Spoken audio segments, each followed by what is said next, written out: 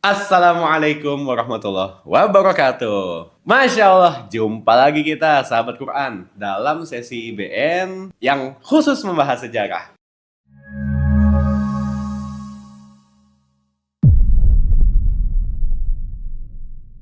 Nah, gini teman-teman, ada data yang menarik sekaligus mencemaskan tentang kondisi kaum muslimin di Indonesia ini yang secara data katanya ada 72% muslim yang buta aksara Quran.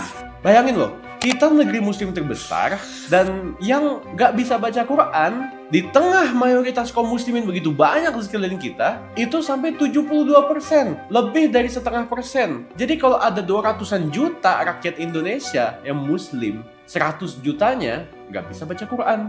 Kok bisa sih?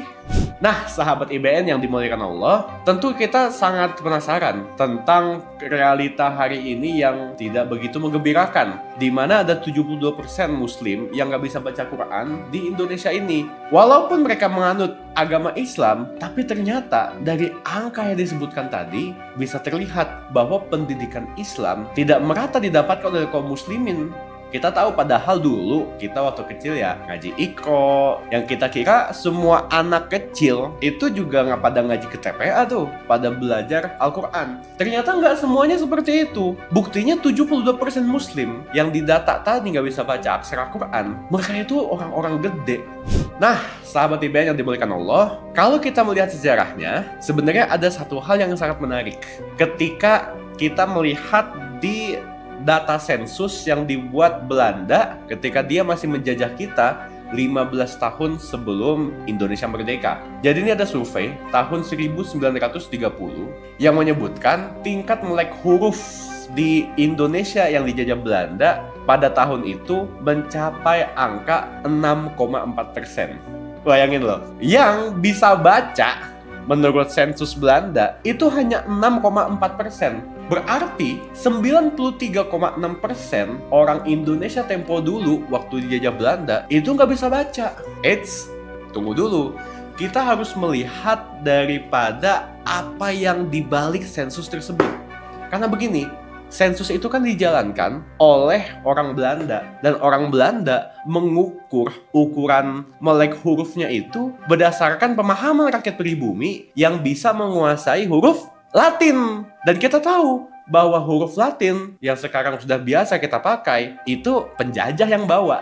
Orang Muslim, orang pribumi di Indonesia sebelum ada Belanda, mereka ternyata jauh lebih melek huruf walaupun bukan huruf Latin. Apa huruf yang mereka ketahui? Tentu saja huruf Arab, tentu saja bahasa Arab atau dengan bahasa daerah masing-masing. Kita mengenal ada istilah bahasa Jawi atau huruf Arab dengan bahasa Melayu, atau pegon, huruf Arab dengan bahasa Jawa atau Sunda, atau serang, huruf Arab dengan bahasa Makassar, atau huruf folio, bahasa Buton dengan huruf Arab. Nah, itu semua adalah huruf bahasa yang diketahui dan dipahami oleh nenek moyang kita. Sehingga ketika ada sensus Belanda tahun 1930 yang mengatakan 6,4% orang kita nggak bisa baca tulis, ya itu nggak bisa baca tulis huruf Belanda atau huruf Latin. Sementara yang 90-an% itu mereka melek huruf, tentunya huruf Arab. Kemudian kenapa sekarang 100 tahun kemudian, hari ini kita nggak bisa baca huruf Arab, nggak bisa baca bahasa Al-Quran. Nah, teman-teman semua, ini ada kaitannya dengan apa yang dilakukan oleh penjajah Belanda. Jadi tentu, penjajah Belanda ketika mereka mengenalkan politik etis atau politik untuk mendidik rakyat pribumi supaya mereka dapat dimasuki pemahaman-pemahaman dari Barat, maka Barat atau Belanda mereka mengajarkan kepada anak pribumi dengan pendidikan, dengan konsep, dengan bahasa orang Barat. Mereka diajari bahasa Belanda, diajari huruf Latin, dan ada stempel, ada cap yang menisbatkan bahwa mereka yang menguasai huruf Arab itu ketinggalan zaman. Mereka yang menguasai bahasa Al-Quran itu dipandang kolot. Nah, ini adalah konteks pada zaman penjajahan. Dan ketika Indonesia merdeka tahun 1945, ternyata pemerintah yang berkuasa saat itu sampai hari ini itu tidak menjadikan lagi huruf-huruf Al-Quran sebagai bahasa nasional, sebagai bahasa tulis nasional. Yang dipakai adalah huruf Latin. Di satu sisi, memang hal ini membawa pengetahuan dan modernisasi bagi orang-orang Indonesia yang baru merdeka. Tapi di sisi lain, ada hal yang harus digarisbawahi, bahwa dengan beralihnya bacaan kita kepada huruf-huruf Latin, dari huruf-huruf Arab, huruf-huruf Al-Quran yang dipakai selama ratusan tahun dari masa-masa kesultanan sampai menjelang penjajahan berakhir, maka lambat laun rakyat pribumi, orang-orang kita itu mulai melupakan huruf-huruf Al-Quran, mulai melupakan bahasa Arab, sehingga mereka bisa jauh dari agama. Dan kita melihat akhirnya bahwa angka 72% Muslim hari ini yang buta aksara Quran itu bukan terjadi dengan sekonyong-konyong. Tapi ini semua terjadi karena memang ada berbagai macam faktor.